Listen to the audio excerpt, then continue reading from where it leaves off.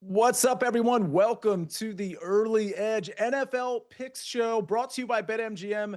Make it legendary. I'm stepping in for Claudia just today. She'll be back on this show next week. We've got a lot of NFL to cover, so let's just go ahead and bring in the stars of the show. We've got RJ White. We've got Larry Harstein. We've got Will Brinson. And gentlemen, before we get to Thursday night football, and I think this is an interesting, intriguing matchup between the Dolphins and the Ravens, expecting Lamar Jackson back and Dolphins coming off their win against Atlanta. Can I just talk about these favorites covering over the last couple of weeks, really on the season? Double-digit favorites are covering at a pretty good rate, but just favorites in general covering. Will, I want to start with you. Does that impact at all how you assess these games coming up this week? Yeah, I mean, I think it does, Sia, because, I mean, you still have to take the lines and look, and, you can't look at the lines as if they're inflated. But I do think when you see favorites cover it at a high degree, you're going to see the books push these lines up maybe a little bit. We kind of saw over the early part of the season, 4.5 was the new 3, right? Where instead of being a 3-point favorite at home, you're 4.5 point. I think we've seen some of the lines that might have been 4.5, move up to 6.5. And you should be careful, because even though there's some bad teams can still cover. And I think it does present an opportunity for people like us on the show to maybe take some of those stinky dogs. RJ, you are not afraid to take the stinky dogs. Are you noticing at the least for week 9, that these lines perhaps are inflated enough to start really looking the other way, or are they generally not there yet? Yeah, there are definitely some lines that are inflated, I would say, this week. But the problem with some of these bad dogs is that you take them because it looks like it's value. And we've seen in the past that doesn't work out with certain teams. I remember thinking about that Browns team from, the Hugh Jackson era that a lot of people were taking week after week because it seemed like value and they just would make mistakes. And the Titans really kind of fall into that bucket, right? They sometimes don't seem to play like a team that shouldn't be covering, and then Cam Ward will drop a ball and give the other team a free touchdown. So I think it's a little give or take. I think there will be opportunities to fade certain teams, but there are a couple teams in this league I just don't want to get in front of right now. That's the thing, Larry. Before we get into Thursday night football, I find myself on a lot of favorites this week, and I hate to do it. We'll find out where everybody's at during the duration of this show. But are you finding even in week 9, you're kind of leaning towards a lot of the favorites, or are you going the other way? Yeah, some of these bad teams are really bad this year, starting with the Titans and the Saints. Tennessee's covered 4 of its last 25 games. You talked about the double-digit favorites, how they've been coming through. There have been 9 double-digit favorites, and they've won all 9 by an average of nearly 20 points per game. So, yeah, if you've been trying to catch the value, you've been burned so far, but there will be some spots coming up where the line just gets out of hand. Yeah, we keep bringing up Tennessee. I had their win total under preseason, and I even alt-undered it. In other words, I took their alt win total under, and I got a lot of heat from Tennessee fans. How are we feeling about that heat? Now, let's go to the Ravens and the Dolphins. At BetMGM, we've got this line, gentlemen, at 7.5. RJ, I'm going to start with you. It's a 50.5 point total. Again, I mentioned there, I think there's a little bit of intrigue, particularly on the Ravens side, as favorites in their division with their record, but also the Dolphins looked pretty good against Atlanta. Maybe it's a bit of smoke and mirrors. What's your bet in this game? Yeah, I think this is one of those lines we talked about, right? Where there's probably value on the dog at 7.5. I'm not super confident taking it. I think Lamar Jackson's going to play pretty well in this matchup. I'm going to lean to the under here. Baltimore's defense is healthy and faces a Miami offense that has struggled. Not last week, notwithstanding. We'll assume Tua doesn't have back-to-back great games like that, just by what we've seen over the course of the rest of the season. I think Baltimore's offensive game plan with Lamar back in his first game could be to run the ball and try to dictate things with Derrick Henry. And that will help keep the clock moving. That'll help keep scoring down as Lamar returns from a multi-week injury. So a 30-13 type of game kind of seems like it might be in play, even though I don't love the value on the Ravens on the spread. So I'm avoiding the spread altogether, taking under 50.5 as my pick. All right, well, Larry, we've got a total under 50.5, but you like a team total over. Talk to me. I like the Ravens to get to 30. You can find some 29.5s out there. Lamar's played 3 full games. They've scored 40 twice. They scored 30 in the other game. And I'm not buying the Dolphins' defensive resurgence against the Falcons team, missing Michael Penix, missing Drake London. I like what I saw from the Baltimore offense last week when they got back Ronnie Stanley, they got back their fullback, and they used Keaton Mitchell as a nice complement to Derrick Henry. He averaged over 10 yards a carry. Zay Flowers was running wide open. So I think as long as Lamar and Stanley are in, which it looks like they are, I love Baltimore to get to 30 points. Will, there was somebody in the Early Edge chat, I think it was Big Cheesy is his screen name in the Early Edge chat this morning, that said he liked Keaton Mitchell's over rushing yards, which actually makes a lot of sense if you ladder it up. But speaking of rushing yards, you like Derrick Henry. Yeah. The big dog is lined at 89.5. I think you could have gotten 86.5 at maybe Bet Rivers earlier yesterday. But, across the board, 89.5. And I'm fine with it, because what do you think is more likely?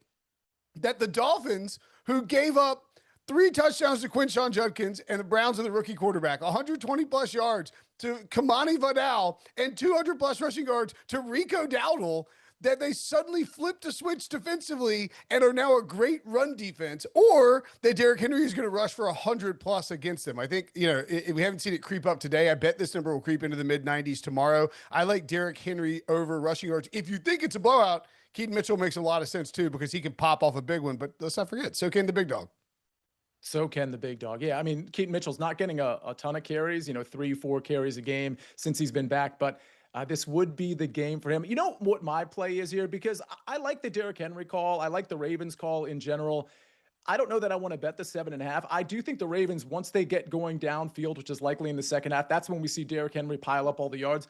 But my play is going to be actually on the Dolphins, but it's a first quarter play. I just want to get in, and I want to get out with the scripted plays. Maybe Lamar just a little sketchy in the first quarter, maybe some rust to shake off. Maybe he's not super dynamic until he feels like he has to be later on in the game. So I'm actually going to take the Dolphins first quarter plus a half at -110. This offense, especially with the scripted stuff from McDaniels, I think it could be just fine with Jalen Waddle and, of course, Achane, Malik Washington getting involved. Again, first quarter plus a half, I think, is a pretty good look if you want to do anything Dolphins related. Before we leave this game, RJ, can I ask you, because the buzz this week has been about the Ravens. What are they, 2-5, and yet are the favorites to win their division? Did you look at that line? And I don't know that you're engaging in division futures. Does it surprise you, and do you think there's value on the Ravens? I don't think it surprises me, really. We talked to Stephen O, who runs the SportsLine projection model, and we had him run some numbers to say, we know what your projections are now, and they project Steelers are going to win the division. But if you just look at how the teams were projected coming into the season, now that Baltimore is getting healthy, now that the Steelers might be getting a little bit exposed and dealing with some injuries on the defensive side, and he basically projected it to where the number the market has, the Ravens maybe slightly over 50% to win the division. So I don't think the number surprises me. I think that's what people are looking at when they set the line like that. They think we're going to see the Ravens of old for the rest of the season. They won't have just Madubuike in there for them. But maybe the defense can continue to play like they did last week and they can get it done. All right. Yeah, I think my money would probably be on the Ravens here, but it's not a bet I'm taking. I'll tell you about games we are taking, games we are betting. We've got this whole Sunday slate, Sunday night football, Monday night football to go. Larry, RJ, Will, and myself giving out our best bets. Coming up next on the Early Edge, we'll be talking Vikings, Lions next. We got the Bears and the Bengals. That's an interesting matchup to me. Panthers, Packers, and all the games still to come right here on the Early Edge.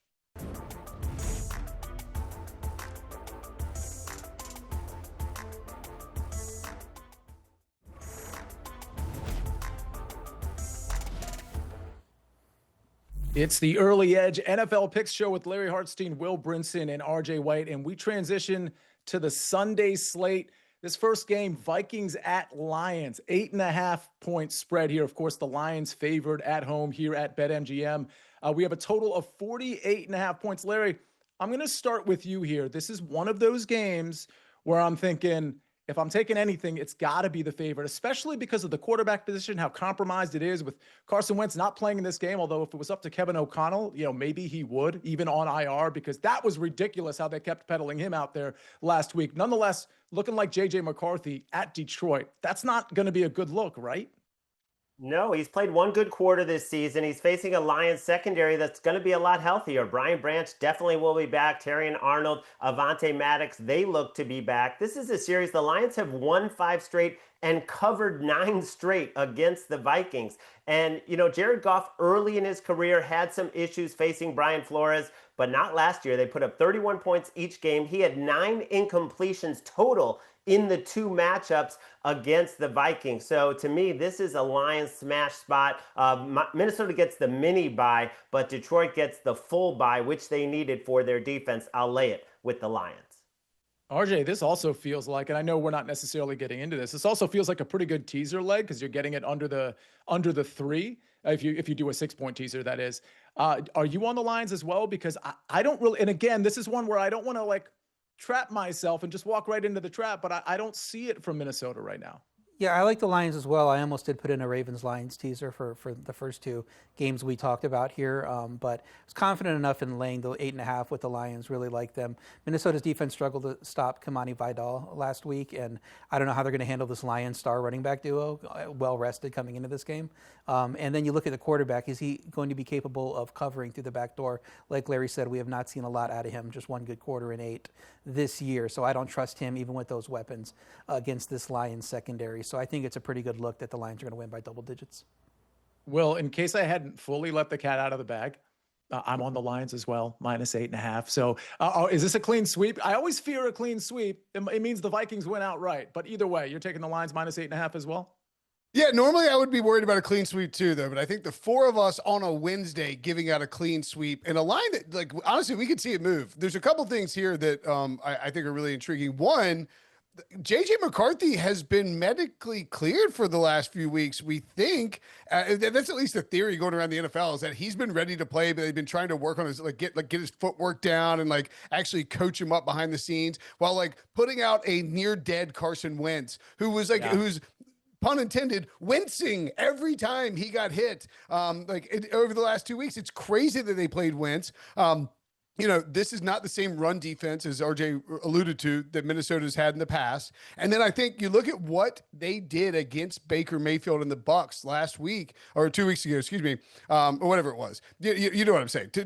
Last week, they got the full week bye, but they came out and they got all over the Buccaneers. And Ali McNeil was back for that game. They only allowed 41 yards rushing, and now you're getting Branch back, Arnold back. This might be the best team in football, the actual best team in football if their secondary gets healthy and McNeil is in there. So, yeah, I think the Lions cruise by double digits here.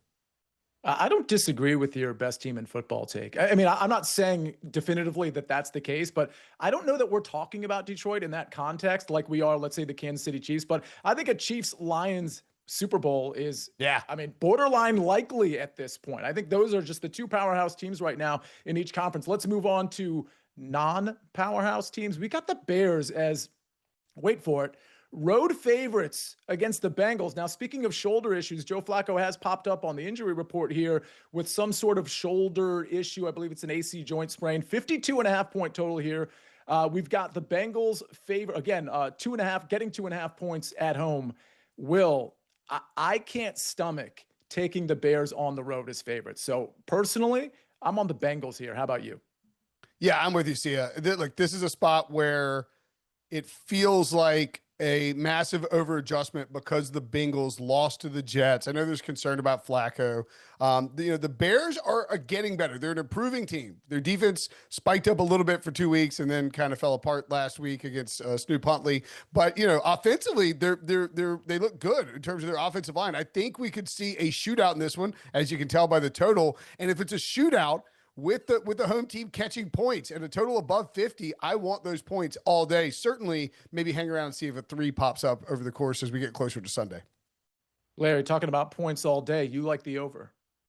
Yeah, and especially with Flacco's status in question as we shoot today, that total has gone down to 50.5 at some books. So if you get a 27-24, you are cashing this over. Neither defense can stop anyone. Will said Snoop Huntley tore apart the Bears, and that's right. He put up 30. What are the Bengals going to do to this Bears defense, giving up the most yards per play? Even if it's Jake Browning, I have plenty of confidence in that Bengals offense to run up and down the field against the Bears. And then the Bengals losing Trey Hendrickson on a cheap shot right before halftime. I'm still bitter about it because it knocked me out of Survivor. John Simpson of the Jets. It was a cheap shot on Trey Hendrickson in the back. The Bengals could not stop the pathetic Jets the entire second half. The Jets put up over 7 yards of play. So the Bears offense looks pretty good. This one is flying over.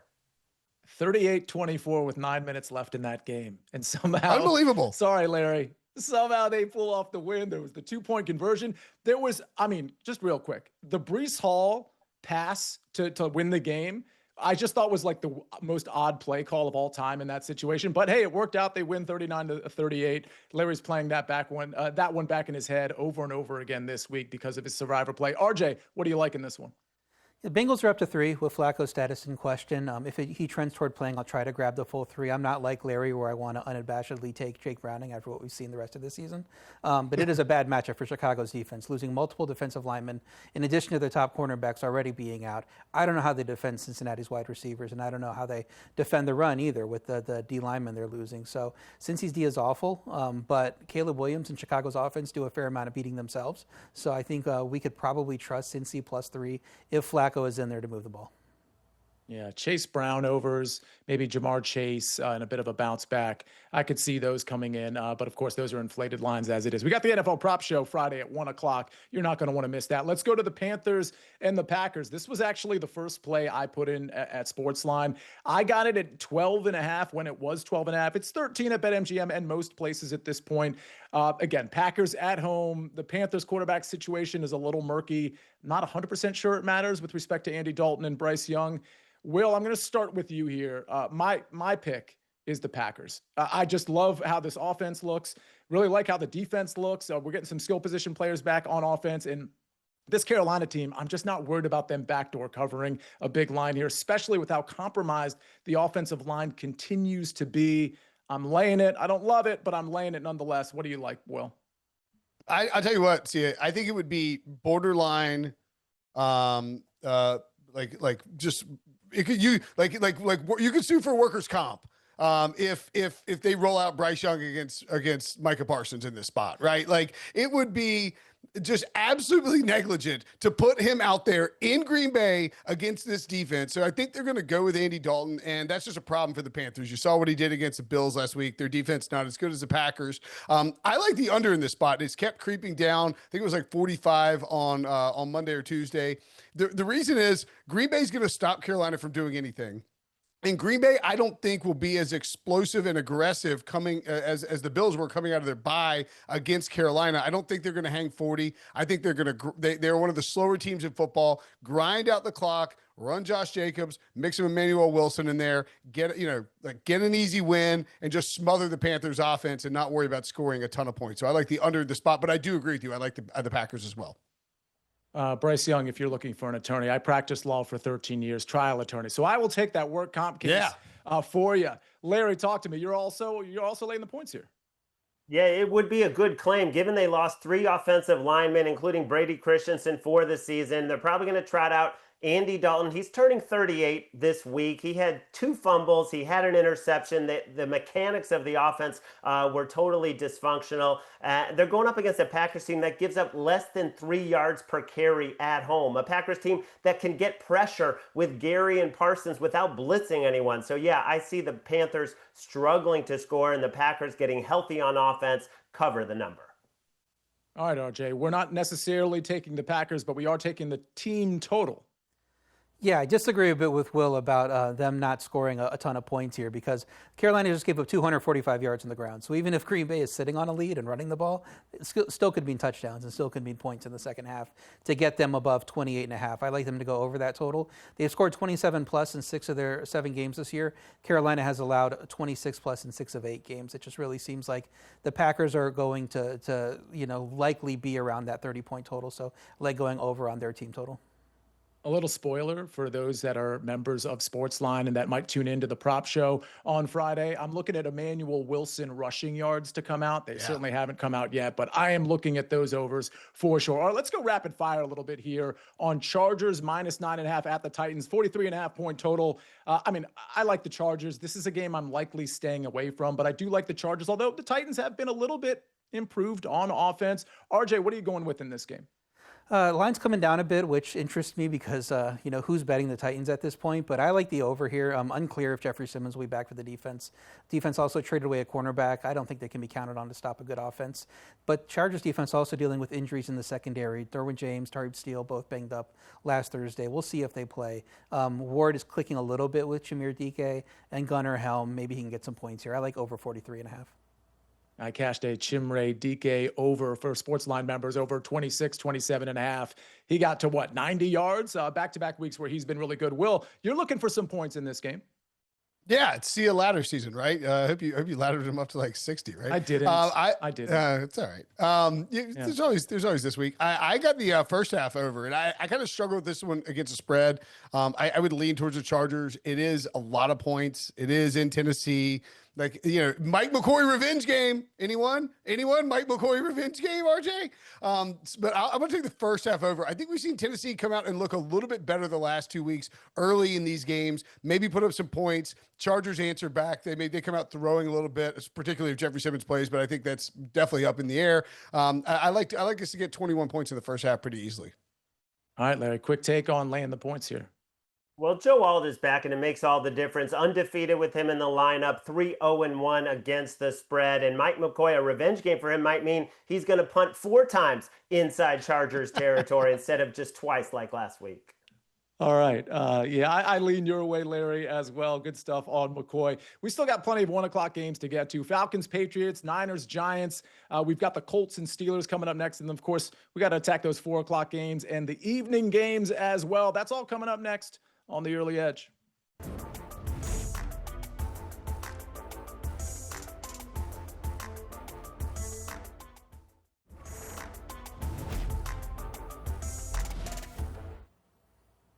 We move along on the Week 9 Sunday slate. Let's get to Falcons at Patriots. Will, I'm going to start with you here. We got a 2v2. 2 of us on the Patriots laying the points, 6.5 at BetMGM, and 2 of us on taking the points with the Atlanta Falcons, 45-point total. Will, what camp are you in? I'm in the Falcons camp, and I don't feel good about it because, look, the Patriots are a truck stick right now, and Drake May's playing awesome football. They can stop the run, but I think this is one of those spots we talked about at the beginning of the show where you can kind of buy low, or at least you're buying low in the Falcons. And this line feels like it should probably be 4.5. If the Falcons just beat the Dolphins and don't completely lay an egg against the Patriots, I think this line's a little bit lower. I think it's moved too much. I'll take Atlanta to find a way to get through the back door. And by the way, if Michael Penix plays, massive upgrade over Kirk Cousins, which I can't believe is a thing I'm saying. RJ, it does look like at this point on a Wednesday afternoon that Michael Penix is trending toward playing, and obviously that's going to impact this line. It's 6.5. You like the Falcons as well.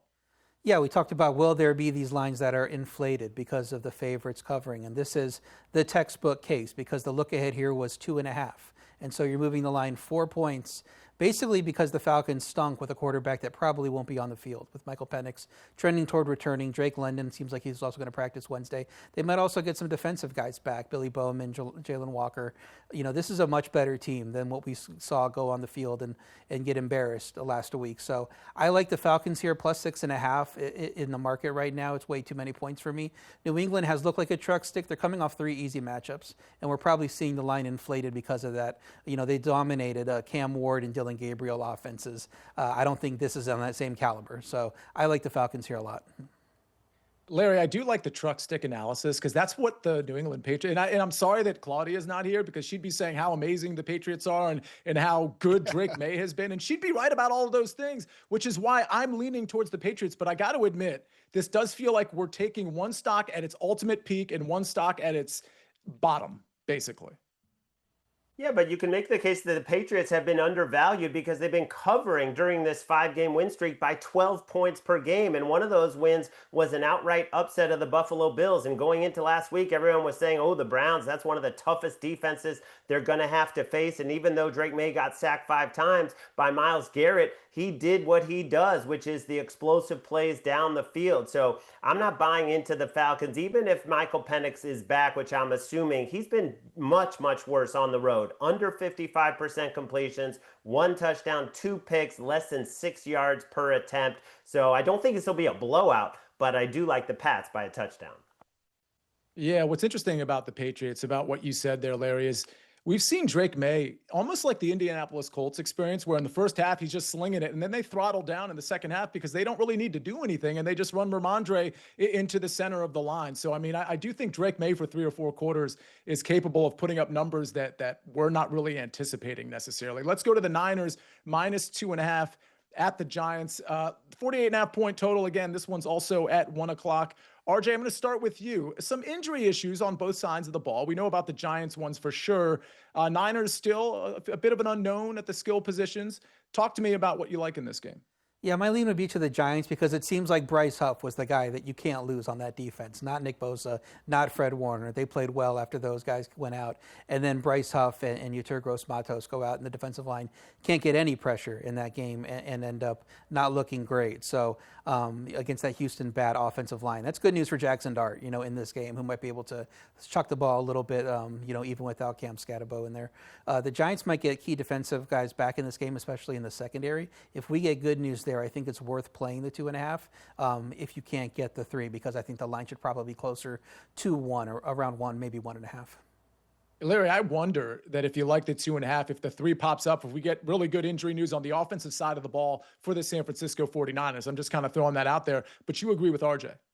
Yeah, I would love a 3 on the Giants. I think they deserve better than the fate they got in Philadelphia. When you have the fumble call go against them on the tush push, you have the OPI wipe away a touchdown. And Jackson Dart, number 10 in EPA when he's not pressured. And as RJ talked about, the 49ers cannot get pressure. There's no one left on that defensive front. When you let the Texans roll up 469 yards of offense, that just shows you how depleted that defense is. So I'll take the dog and the points.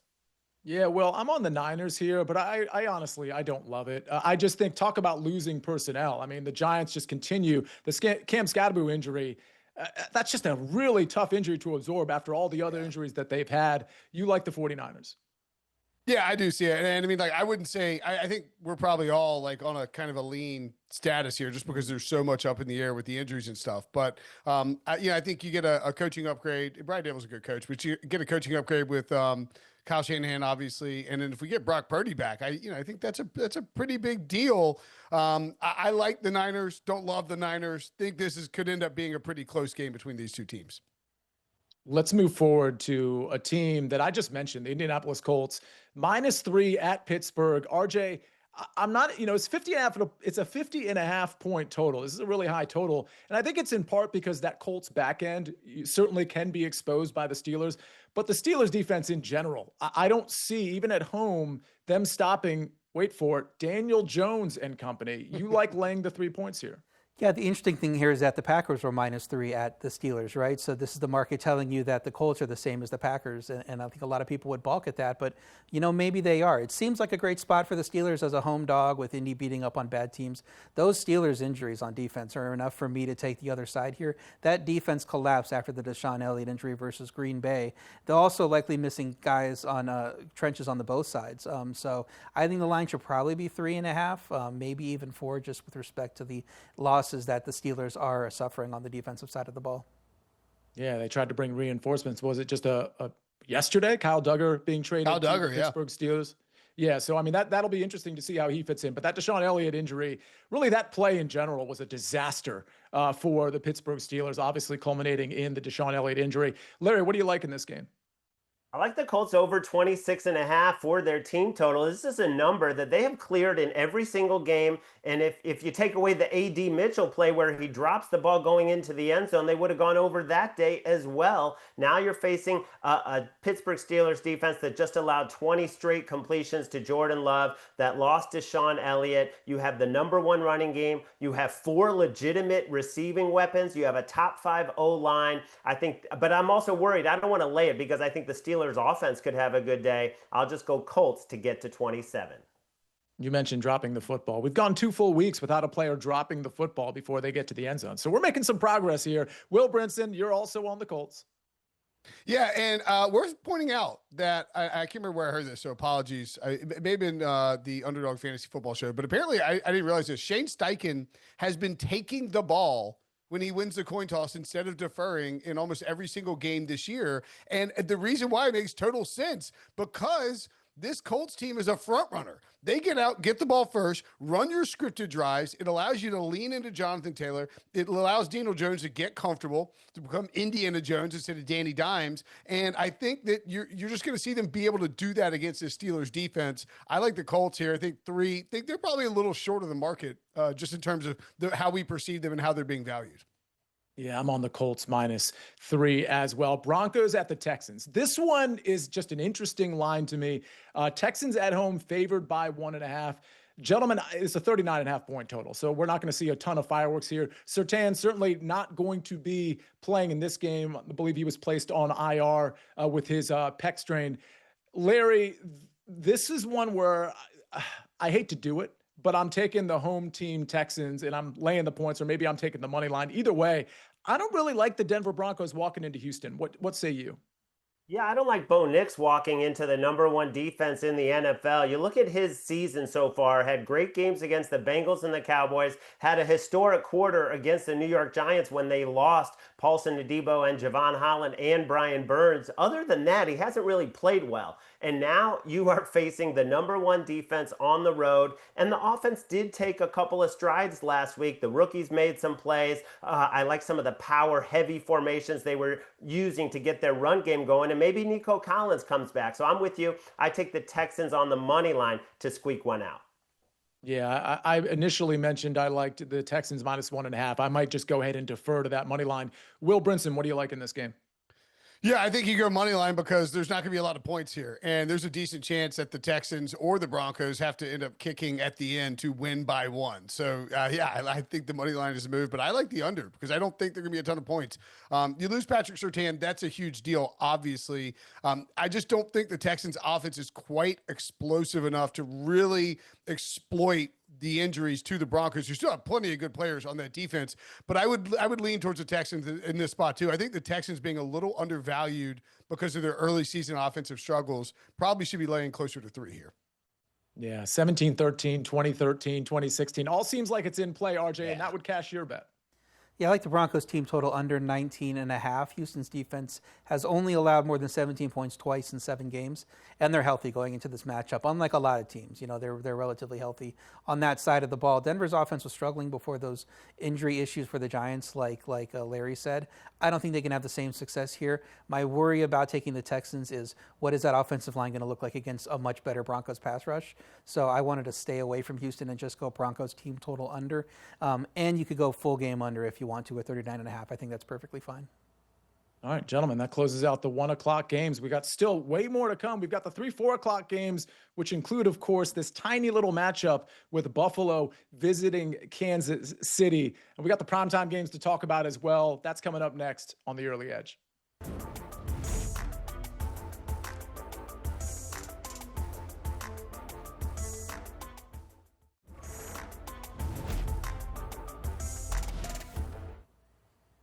We're back on the Early Edge, and it's time to attack the 4 o'clock games. We've got an interesting one here. I think it's interesting. Jaguars -3 at the Raiders. The reason I think it's interesting is because I like the Raiders here, Larry. I like the Raiders +3. Tyler Lockett reunited. I mean, that's not really a thing, but Brock Bowers going to be healthy for this one. Larry, are you also on the Raiders +3?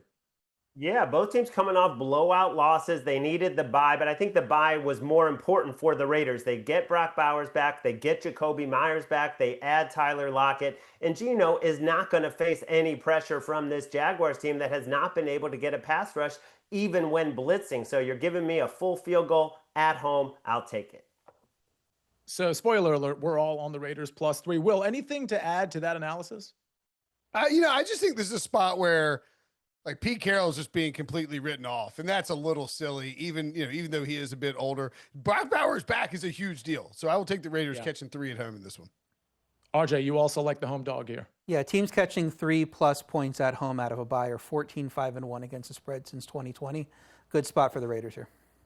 Now we go from a small spread to a big spread. Rams laying 14 points to the Saints. We know Tyler Shuck is the quarterback for the Saints in this one. I don't think that's going to go super well. We've got a 44-point total. Will, what do you like in this one? I'm going to go with a very off-the-wall against the spread picker. I'm going to take the second half under 21.5. If we assume this is a blowout, I don't think Sean McVay is going to run up the score in this one. I think he's going to feed Kyron Williams, feed Blake Corum. I do think the Rams get out to a big lead in this one handily, easily, coming off their bye, light up Tyler Show on defense, but then salt the game away in the second half and don't let the Saints do much of anything, like 14 total points max second half. I think that's a great pick. RJ, you're looking to attack the first quarter. Yeah, we're on kind of opposite sides of the game here because I like Rams -2.5 first quarter, -135 at BetMGM. New Orleans has scored 1 first quarter touchdown all year while allowing 9 of them. I don't expect Tyler Shuck to have success in his first start on the road against a good defense. So it's on the Rams here to get at least a field goal in the first quarter, which shouldn't be a problem with Puka expected back. So I like the Rams in the first quarter. Well, Larry, if we're not expecting success from Tyler Shuck and company, we certainly like their team total under, correct?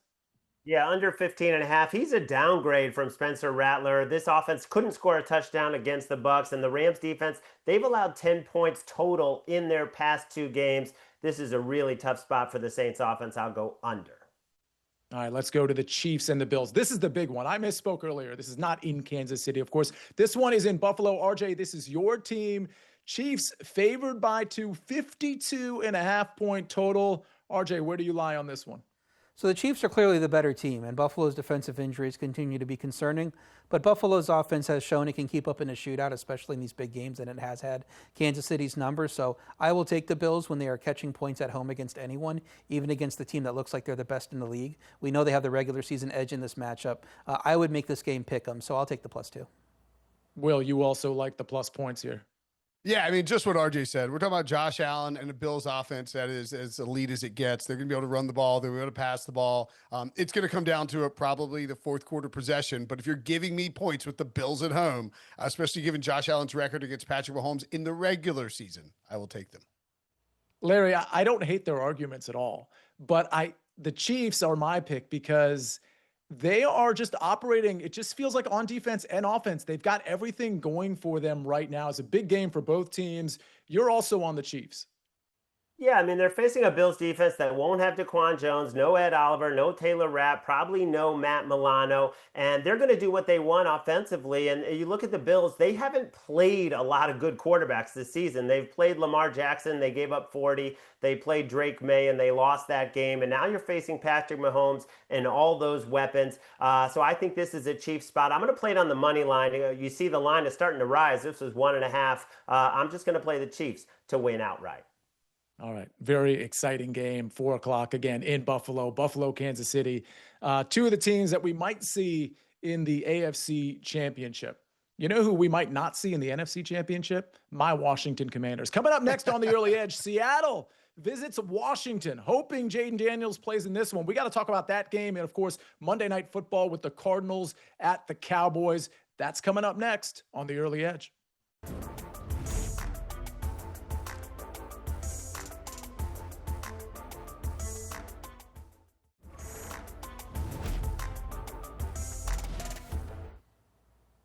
We're back on the Early Edge, and it's time to take a look at Sunday night and Monday Night Football. Now, gentlemen, I don't normally host this show. It's normally Claudia, but you know I'm a Commanders fan. So I assume you're going to give me the hospitality of taking Washington plus 3.5 at home with a 47-point total.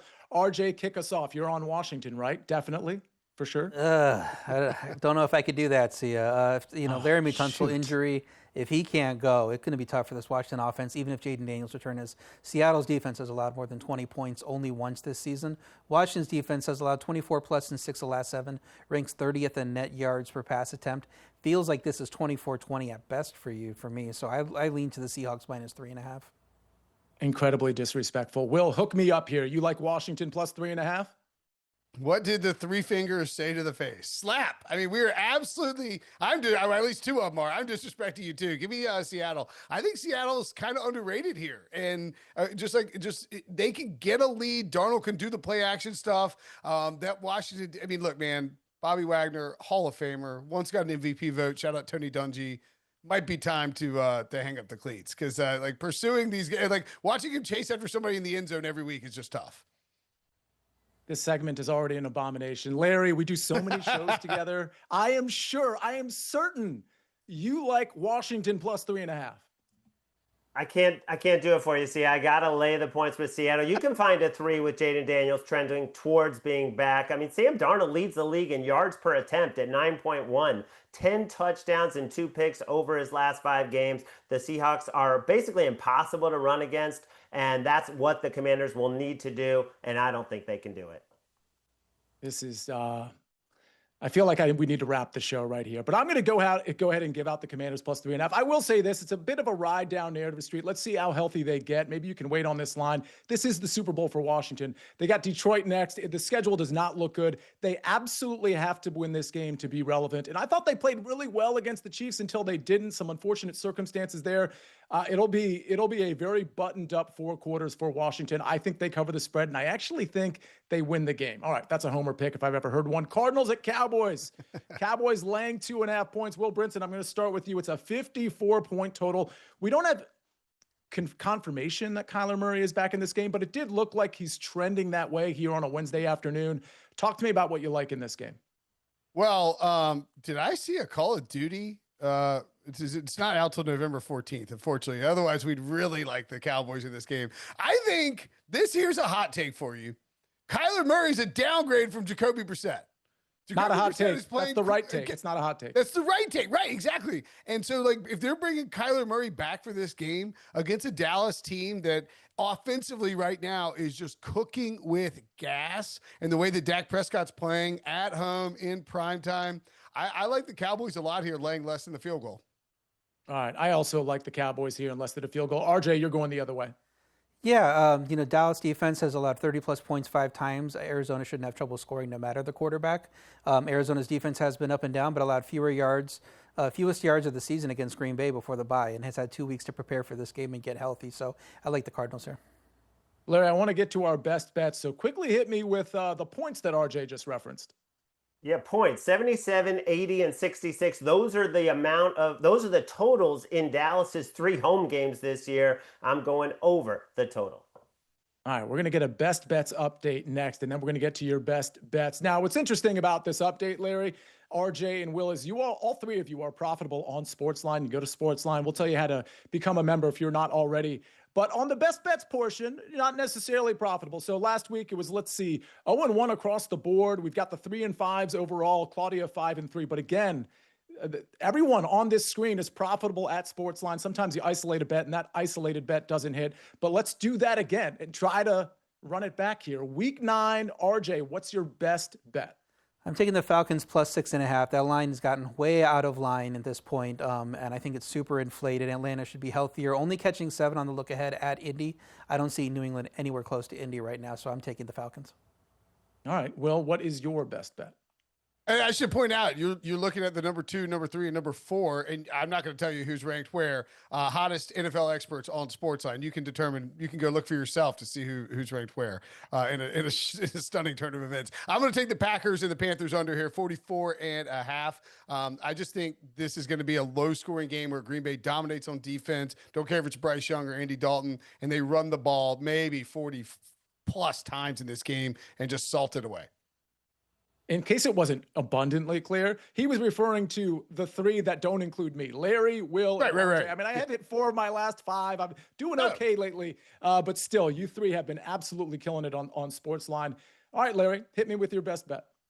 Lions laying the points, 5 straight wins, 9 straight covers against the Vikings. You have Jared Goff against J.J. McCarthy, and the Lions defense getting healthier helps them cover. All right, my best bet is the Packers minus 13. And Claudia has a teaser to give out.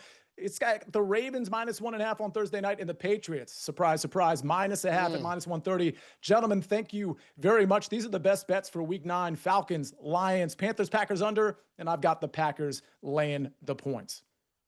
Ladies and gentlemen, I told you I'd tell you how to join SportsLine, and that's by typing in the promo code WINNERS at sportsline.com/join, but also catch the early edge every Monday through Friday at 10 o'clock in the morning. We'll see you next time, ladies and gentlemen. Enjoy week 9 right here on the early edge.